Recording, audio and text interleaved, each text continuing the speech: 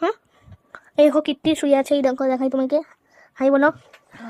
দেখো কীর্তি শুয়ে আছে, কাজ করছে। দেখো আমার তো নিশ্চয়ই ঘুমিয়ে, কারণ কি 5:30টার থেকে কম্পিউটার ক্লাস আছে, জন্য কীর্তি এখন একটু ঘুমাচ্ছে।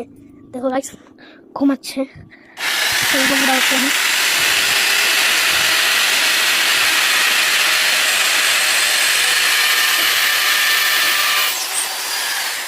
হয়ে গেছে।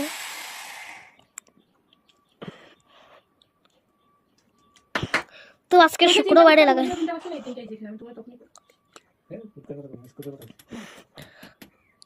হয়ে গেছে, একটা লাস্ট আছে।